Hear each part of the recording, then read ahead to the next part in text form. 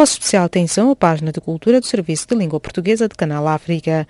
Domingos da Cruz, docente, jornalista e escritor angolano, lançou mais um livro intitulado África e Direitos Humanos e o Canal África teve o ensejo de o entrevistá-lo. O título é África e Direitos Humanos. O livro centra-se efetivamente na problemática dos direitos humanos a nível do continente africano, mas faz uma narrativa, toma um paradigma completamente diferente da leitura que os chamados estudos africanos têm feito de África a partir de um ponto de vista fora de África.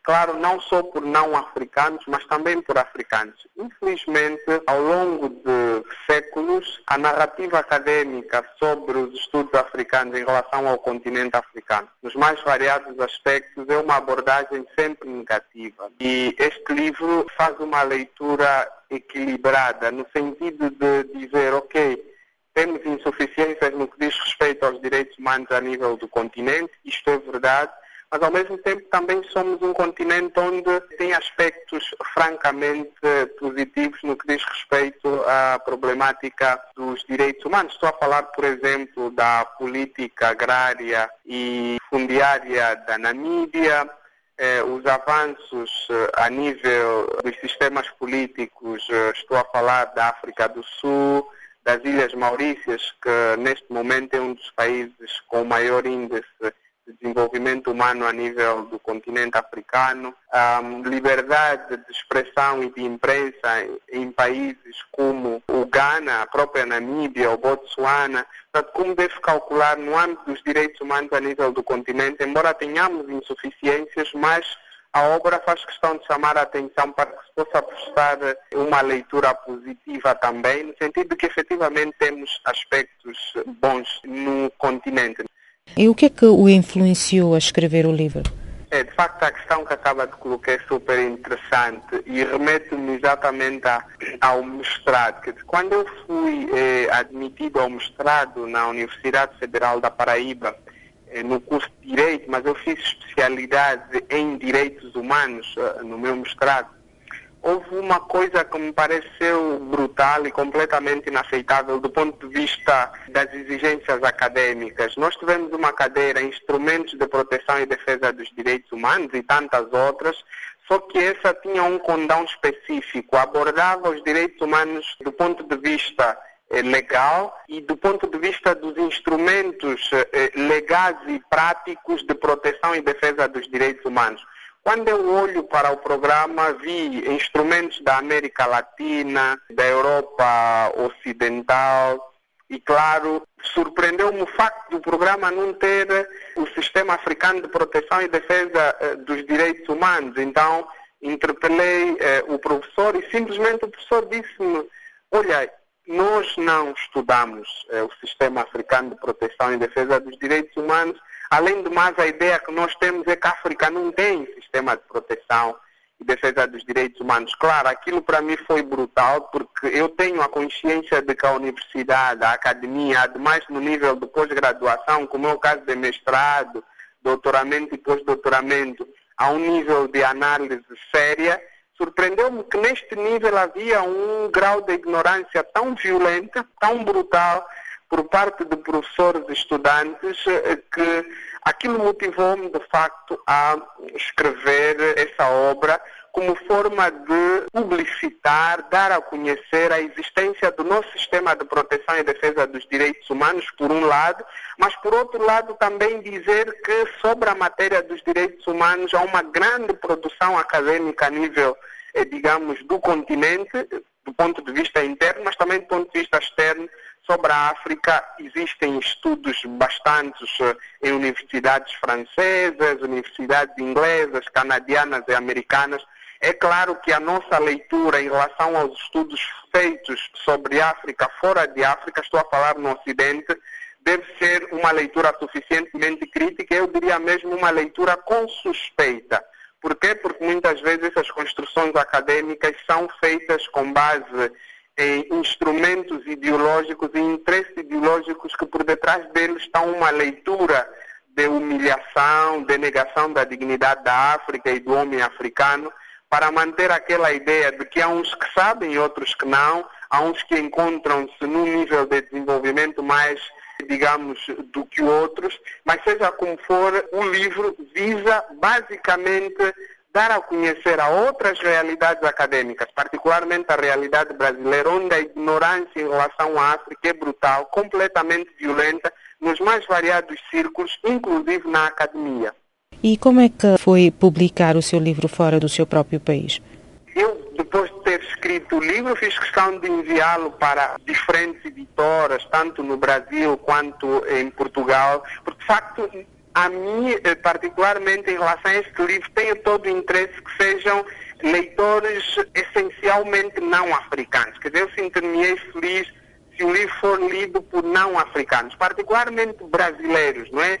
Que é o meu público alvo, no sentido de que é lá a fonte da motivação, quer dizer, tendo verificado aquela ignorância tenebrosa, aquele vazio do ponto de vista do conhecimento em relação ao continente africano, achei que de facto seria o espaço mais adequado para que pudessem ler o livro. E, claro, o livro foi aceito por duas editoras, uma brasileira e outra portuguesa. Em relação à editora portuguesa, nós ainda não celebramos o contrato, mas agora o livro sai no Brasil e eles estiveram abertos com todo o interesse. Foi muito rápido. Logo depois de eu ter enviado, 2 meses depois, o Conselho Científico Editorial respondeu-me dizendo: olha, o livro é super interessante, temos todo o interesse em publicá-lo, vamos avançar. E agrada-me sobretudo por facto deste livro ter tudo para que possa alcançar diferentes públicos, para além do público brasileiro. É que o livro estará disponível na plataforma online em formato e-book, o livro digital, pelo que as pessoas terão a possibilidade. Quem gosta de ler livro físico terá o livro físico, mas para o mundo, dentro de poucos dias, teremos também disponível o livro digital. Foi fácil.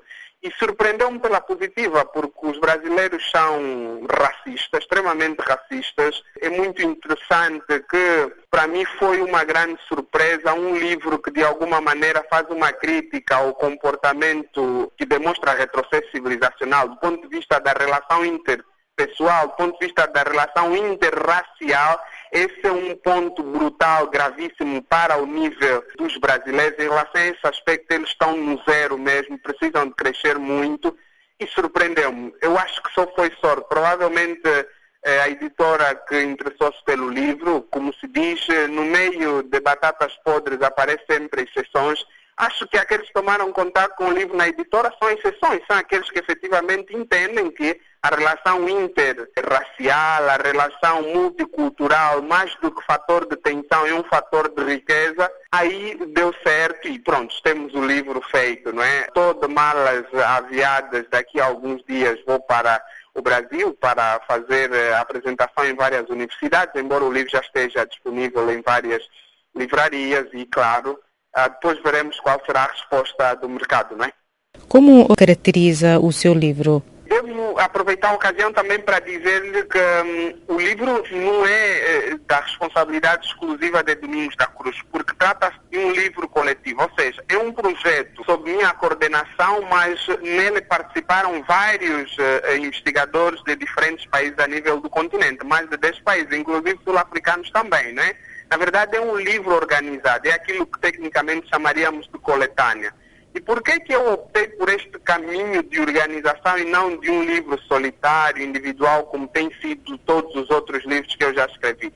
Porque eu entendo, do ponto de vista metodológico, teria sido, enxovalhado por acadêmicos sérios, na medida em que trata-se de falar de um continente, falar de África. E falar de África seria de uma arrogância brutal e completamente inaceitável do ponto de vista ético e cientificamente inadequado que o indivíduo se pronunciar sobre todo um continente que tem mais de 50 países, com uma grande diversidade cultural, religiosa, desportiva, política e aí adiante. Por este facto, achei que seria conveniente convidar vários especialistas de diferentes países do mundo e cada um foi escrevendo um capítulo sobre o que entende ser importante em relação à problemática dos direitos humanos. Eu fui o único que escrevi 3 capítulos, mas eu não diria que o livro é única e exclusivamente crítico. Eu diria que o livro é um livro eticamente correto e cientificamente equilibrado. O que é que eu quero dizer? Quando você lê livros de autores ocidentais sobre o continente africano, só exploram aspectos negativos. Mas, claro, isso é típico de povos que procuram sempre sobrevalorizar, ou melhor, infravalorizar os outros, humilhar, manter sempre aquela ideia de que há uns que podem e outros que não. Neste livro, nós procuramos olhar a África tal como ela é. Uma África que, ao mesmo tempo, tem, por exemplo, um ditador sanguinário, como é o caso de Eduardo dos Santos, mas, ao mesmo tempo, tem presidentes benignos, como o presidente da Namíbia. Temos uma África que tem líderes religiosos sobre a alçada do poder político, como é o caso da situação da Angola, mas, ao mesmo tempo, temos uma África em que temos Desmond Tutu, que é uma das vozes autorizadas do ponto de vista da espiritualidade africana e global, por causa da dimensão de Desmond Tutu. Ou seja, temos um livro com uma leitura real sobre o continente africano no que diz respeito aos direitos humanos. E sobre outros aspectos relacionados com os direitos humanos, é preciso dizer que a África, de facto, ultimamente está a avançar muito, porque se você ver, tínhamos um continente que há 20 anos atrás, o espanhol, o francês, o português vinha para tirar fotografias, algumas crianças desnutridas e tudo mais. Hoje eles vêm procurar emprego, hoje vêm para instalar-se a nível do continente. Temos uma África que há 20 anos atrás não podia dialogar do ponto de vista científico com outros parceiros ocidentais. Hoje temos uma África que elabora projetos de pesquisa conjunto com universidades ocidentais. E, por outro lado, é importante dizer, por exemplo, que em relação às universidades, algumas universidades sul-africanas, estou a falar da Cape Town University, ultrapassou a qualidade de algumas universidades americanas. Ora, estamos num continente onde efetivamente quem pensa que continuamos tal como estávamos em 1990 ou é desonesto ou é um indivíduo academicamente, digamos, insuficiente, incapaz de fazer leituras equilibradas e suficientemente críticas e que sejam efetivamente aceitos no meio acadêmico, não é? E aproveito a ocasião para dizer também que no âmbito dos aspectos positivos sobre o continente, neste momento temos, por exemplo, a 12ª mente mais brilhante do mundo. Temos pesquisas a serem feitas em universidades sul-africanas, em universidades do Ghana, em universidades do Senegal. Quer dizer, estamos efetivamente a avançar do ponto de vista econômico. Economias africanas avançam, temos países que são exemplos no que diz respeito, por exemplo, à proteção do meio ambiente, como é o caso do Quênia e das Ilhas Maurícias, para não se estender para outros aspectos. Um continente que nesse momento se encontra na 3ª posição em relação à produção de filmes é a África. Estou a falar particularmente da Nigéria. Como deve calcular em relação aos filmes? Podiam questionar a qualidade, mas isso é um bom sinal. Quer dizer que não estamos mais tal como estávamos há 20, 30 anos atrás. Estas foram as palavras de Domingos da Cruz, docente, jornalista e escritora angolano, falando ao canal África.